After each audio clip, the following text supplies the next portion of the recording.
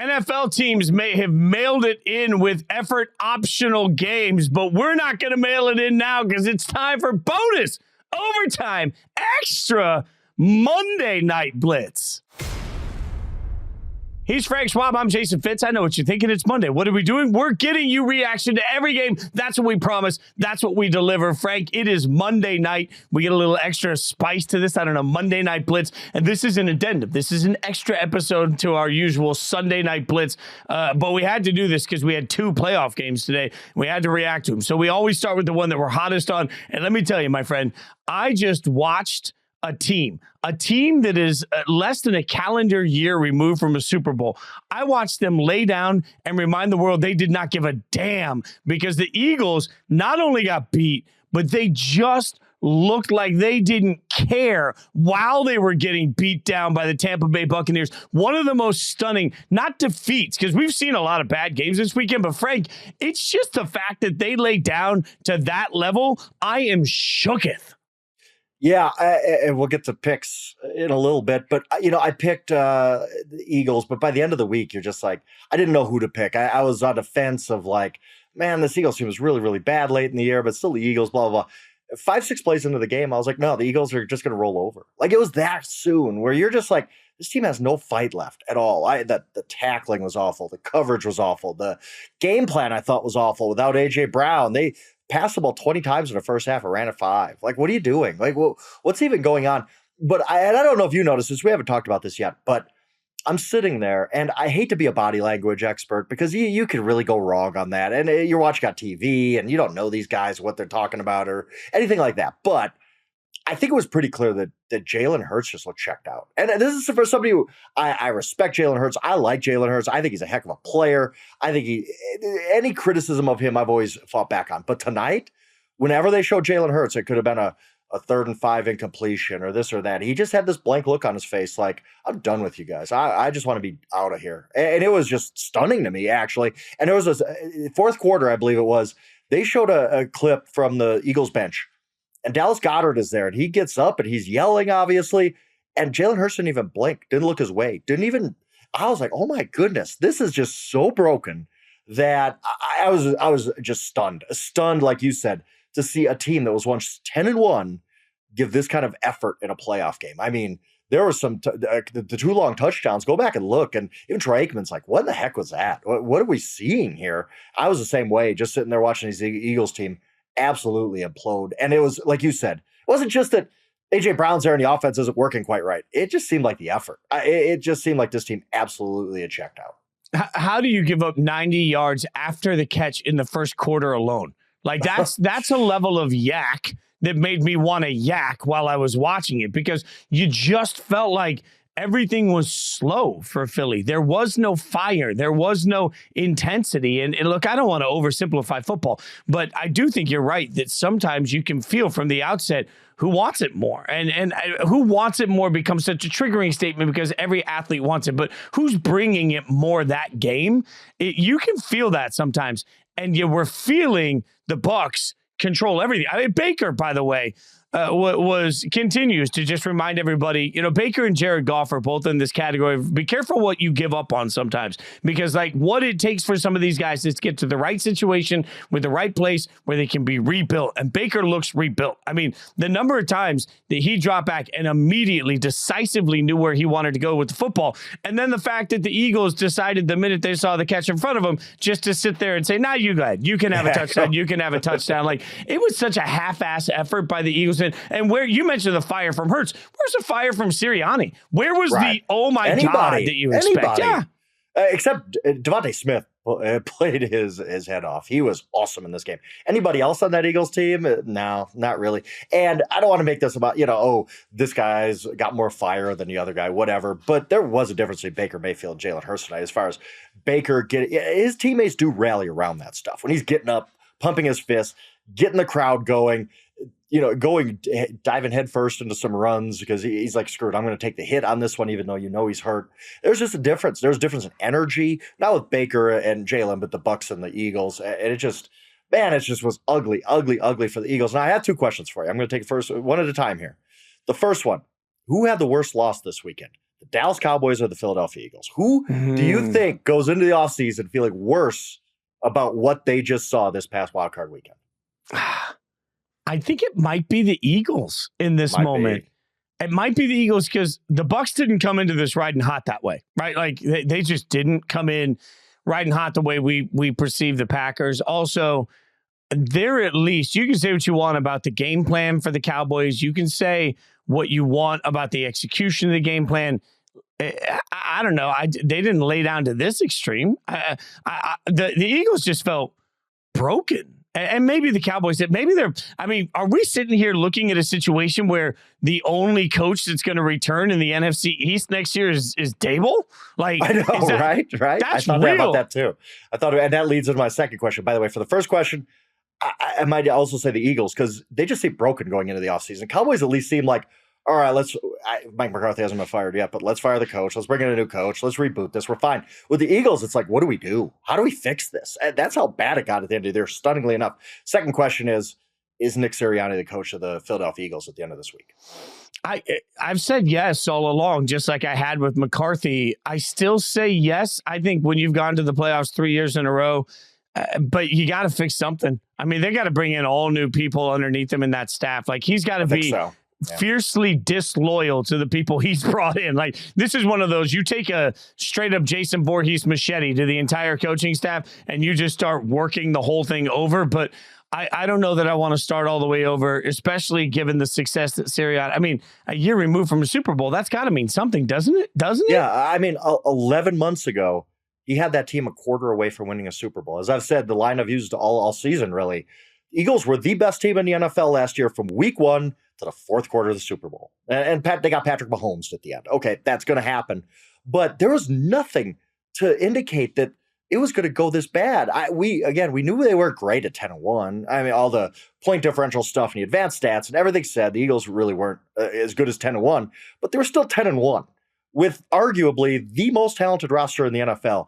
And it all collapsed. And I do think, I don't know. I'm 50-50 on the Sirianni return because I think it's 50-50 for the Eagles right now of, is he going to be accepting of those coaching changes? Does he come in and basically, like, does he fight this? Because then it'd be like, well, if you don't want to make changes, we know one change we're going to make. The hard part about this is that I think it's pretty fair to say they got wildly outcoached, right? Like, look at Tampa Bay. Like, Tampa Bay's game plan was so smart. K. Dotton finishes 8 catches, 89 yards on 11 targets. By the way, had a couple of drops in that process, too. Baker kept going to him because they knew that they were going to have that matchup against any of those linebackers, and the linebackers couldn't handle him. So, to me, when I see somebody have that sort of game, my first thought is, okay, coaches knew what they were doing in that, right? And then the fact that the Eagles abandoned the run in a game that was 16-9 at the half, like it was still, right. Even though the Bucs were clearly in control, this game was still there for Philly to try and take, and they didn't even attempt to run the football. Like, how many years in a row are we going to say if you can run the ball and stop the run, you have a shot in the playoffs? And the Eagles just didn't even seem like that was even in their mindset coming into this game. That's bad coaching. Right, and without A.J. Brown. Like, you didn't adjust at all to the fact that one of the 5 best receivers on the planet was out? Like, that's bad. I don't watch a Manning cast because it just distracts me. It's so good. It's actually a compliment.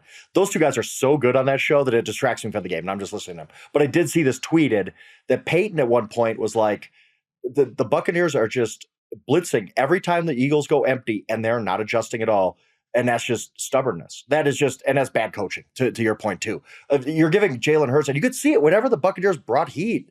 The Eagles had no counterpunch to it. They were just like, well, we don't know, we'll do whatever. I mean, it was almost coaching malpractice today. And I think the coordinators, look, we underestimate when coordinators leave. We're in the coaching cycle, right? And we're going to see some coaches leave. We're going to see Bobby Slowick leave the Texans or Ben Johnson leave the Lions or whatever it's going to be.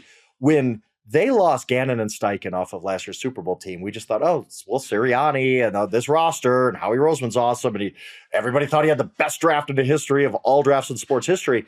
We didn't really take into account that the coordinators, we know this, they're the lifeblood of play calling. And I thought both coordinators, it was just miserable. Matt Patricia, like, he didn't fix anything. Who would have thought he would have? And then Brian Johnson, who I think is a smart guy, and we were around him Super Bowl week last year, and he came off as very sharp. He just never made adjustments. And that's a lot of stories coming out of Philly are Jalen Hurts wasn't happy that there's just no adjustments with the offense, and defenses started playing the Eagles a certain way, and there's just nothing there. They didn't counterpunch that at all. And you could kind of see that tonight where the Buccaneers are like, really? You're not going to adjust to this? We're just going to keep blitzing you that because you can't beat it. And even when Jalen Hurts tried to have time, I mean, that safety is at the feet of Jalen Hurts. Like, he can't let that happen. He can't hold the ball that long in the end zone. So it's like combination of bad execution with bad game plan. And all of a sudden, it's amazing how just Philly feels like a disaster. It's just I know. They do, and that's such a weird spot to be in. When a year ago, Philly fans were saying, "No worries, we will be back," and it's like, nah, you won't. They look like that, and we say this about the Super Bowl loser every year, Super Bowl winner too. And we always get this wrong. Of, oh, look at their roster; they're going to be right back. They're going to be here for the next 5 years. Well, Philly, it really did feel that way. I think if I go back to my preview for this season on the Eagles, my whole theme was it just, they lost the Super Bowl. That stinks, but it felt like the beginning of something. It just, all right, we lost, but we're going to be here for a while because look at this roster, look at Sirianni and all this.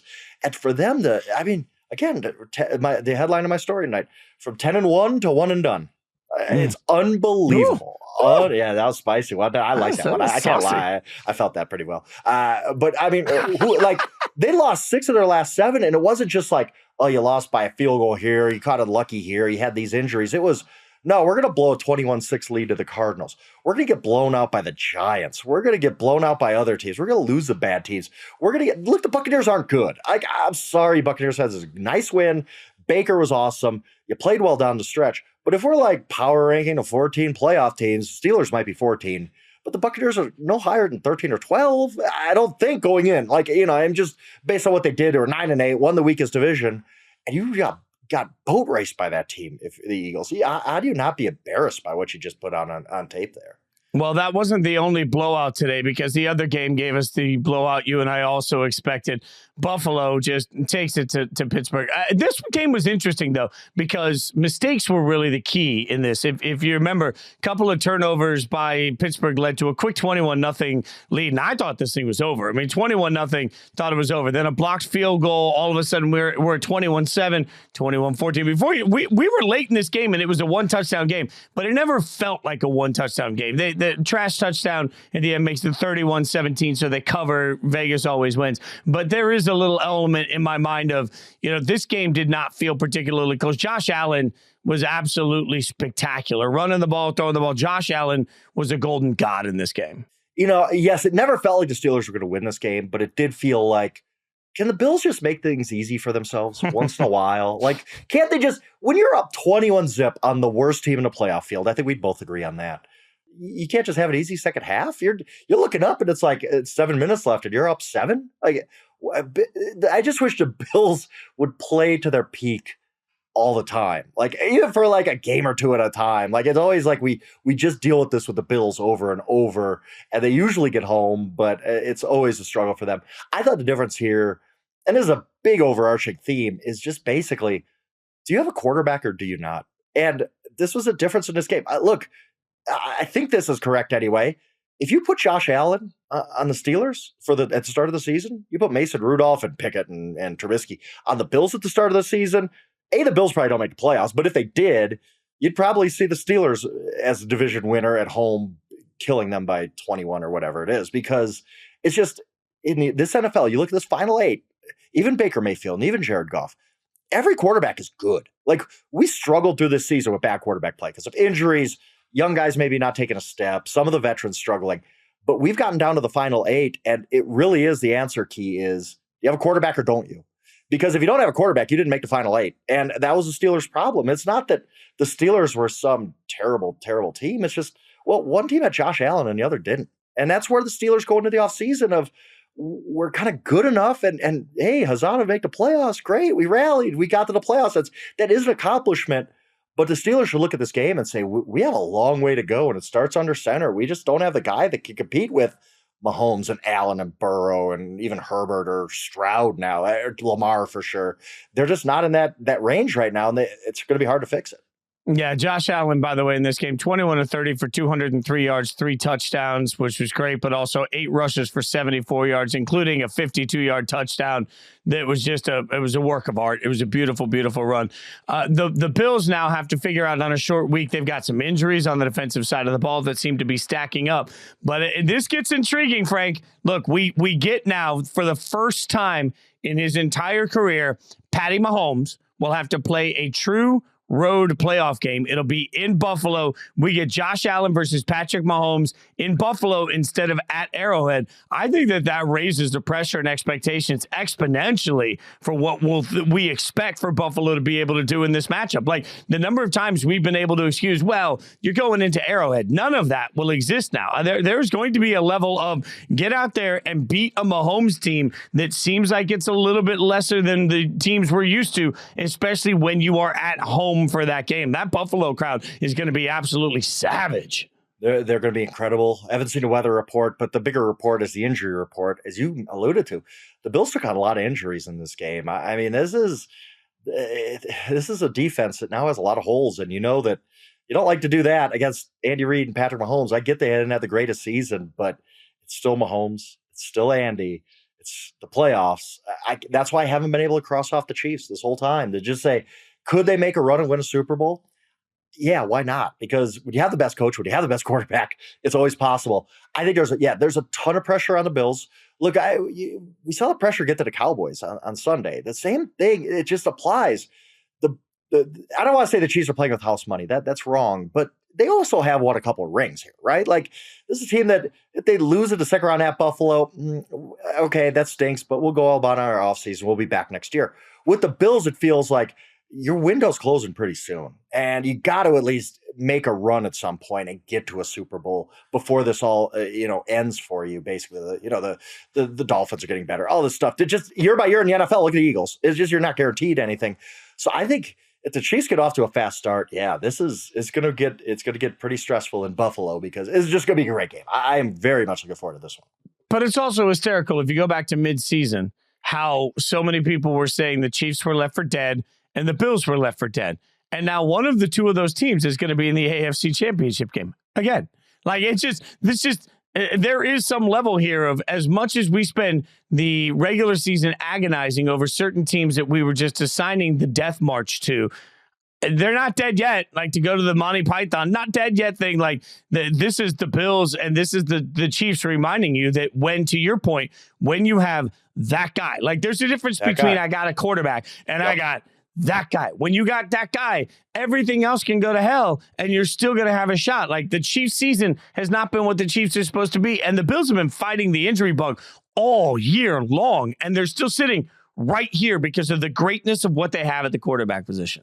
Absolutely. I'm going to tease. I'm not going to answer this because I wrote about it for tomorrow in my power rankings. I ranked the 8 quarterbacks in the playoff field. Let's just get down to it. There's only 3 that could be considered for number 1. And I think that's Allen, Lamar, and Mahomes. Who would you go number 1? Who is the best quarterback left in the NFL for these 8 teams, in your mind? There is no quarterback in the world that scares me more than Mahomes. There just isn't. And in part because I've seen him do it so many times, in part because of what he's capable of doing in running the ball strategically, but also then just being able to flick it while he's running it. Like, there's this element of, and Josh Allen had one today where he was about to run out of bounds and somehow flung it across the field. And you're like, I don't know how you defend that. I think all 3 of them, that's the interesting part of it. And I've said this a lot today at different times, but I think the quarterback conversation is less about the athlete and more about the ability to find somebody that can make the 5 or 6 plays that save you, right? And these are all 3 quarterbacks that can play on schedule. They can do whatever they're told to do, but they can also make the 5 or 6 plays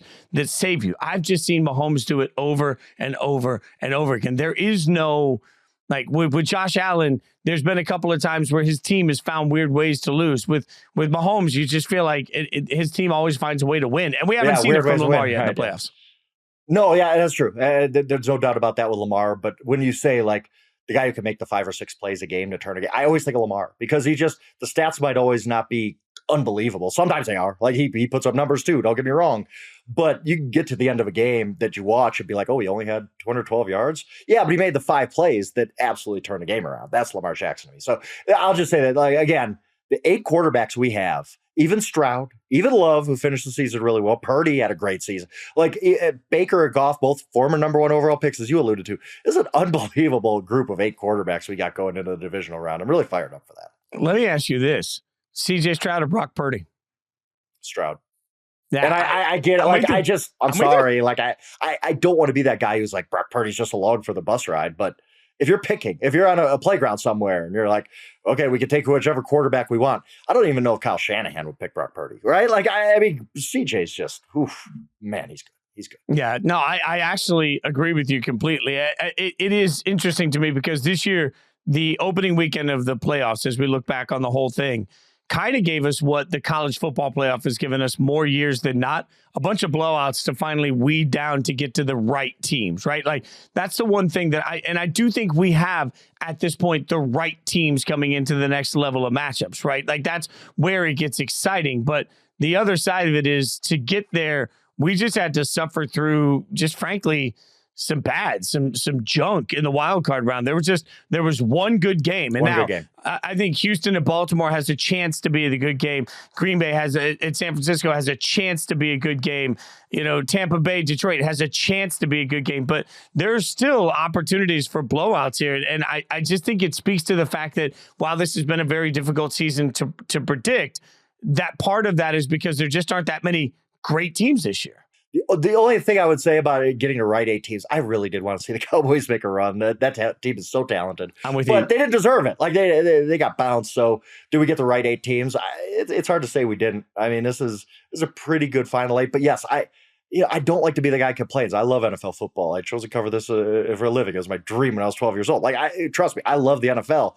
But I think I also have to be honest when I say this has been a bad NFL season. We've been talking about the officiating more than anything else. Quarterback play is really down, but I was like, we're going to get a great postseason. So it was a letdown this weekend to have 5 of the 6 games basically be uncompetitive. Like, it just wasn't what we expect out of playoff football. But then I try to get optimistic and say, well, we have 8 great teams. We got 7 games left. These 8 teams can all give us great matchups. We have great stories. We have great quarterbacks. That's really going to be what pushes it forward.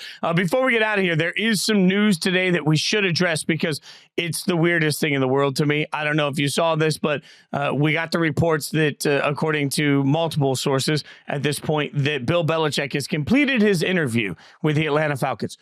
Number one question here, Frank. What does that interview even look like? What the hell? Like, what are you asking Bill Belichick when you sit in an interview? Like, there's certain actors that no longer have to interview for parts. There are certain musicians that, like the Slash commercial where he just walks in and you're like, yeah, you got it. You got the gig. Like, I cannot imagine sitting there. Like, what are you asking him about? 28-3? Or are you asking about the greatness of 6 rings? Like, what are you asking Belichick about if you're the Falcons? I saw the greatest line on Twitter. And by the way, it's still Twitter. I want to give credit where it's due. I can't remember off the top of my head with everything going on tonight, but it was like the first question: name a time you dealt with adversity and how you overcame that. Because 28-3, like, or overcame the odds. I've died laughing when I saw that because it's like exactly Bill Belichick's like, I'm not interviewing here. Like, do you want me or not? That's it. Like, I'm Bill Belichick. Come on now. Yeah, who interviewed who? I feel like by the end of it, it was Belichick being like, tell me why I should come work here. It probably was. He's probably, if you think about how this should all go,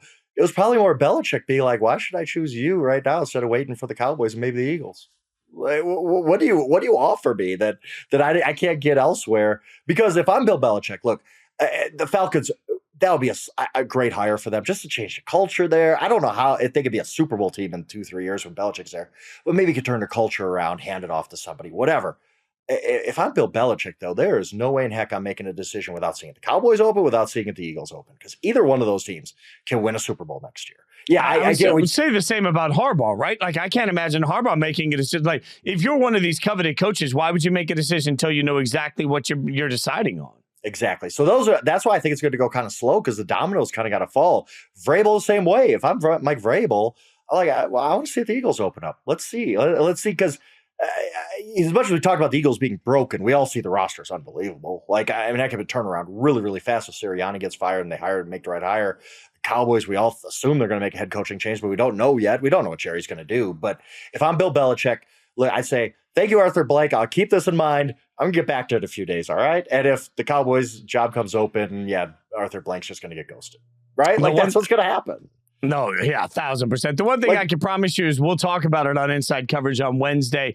We cover all of that, and I know that Charles and Jory will have it. Absolutely. They'll have all the latest, greatest info you could possibly get. Charles McDonald, by the way, back tomorrow with the exempt list. Yes, we did the Monday night version. We're not always going to get. Don't get spoiled, y'all. Like, Sunday Night Blitz is where we'll be back on Sunday. We'll be back giving you all the recaps from a big weekend of action. You can tell us what you think. I'm at Jason Fitz. He's at Yahoo Schwab. Get to Stone at SJ Rochelle, our producer behind the glass doing God's work. Leave us that 5-star review, rate, subscribe, tell your friends, your family, and enemies. Tell everybody that overtime was worth it. My friend, you know what? We shouldn't do a show on Mondays, but we should at least just get together, get tanked, and talk about football on Mondays. That's what I think makes sense. Sounds like a perfect Monday to me. You got to tell the editors power rankings doesn't need to be done during the season. Like I think this could be a whole thing. Look, what we could do is we could have you be the professional that does the power rankings. I'll rip a bunch of Jaeger, and then I'll do the power rankings. So we'll have like the pro power rankings, and then we'll have the D-Runk power rankings, and we'll just see which ones are right every week. Like, or we could do our picks at the beginning and then re-pick at the end for every week at the end of Monday after we rip a bunch of shots. I'm just throwing suggestions out there. Given how drunk this NFL season was, you probably would have been better ranking teams that way. Because this, it was hard to rank teams this season. Let's put it that way. It was unpredictable, and I think it's going to still be unpredictable these last few weeks we got. The only way to test this theory is to see if it works by doing it at the Super Bowl, where we will both be in person, and Las Vegas will never be the same. Thanks for hanging out with us, y'all. We'll be back Sunday. Hang out with us for more Sunday Night Blitz.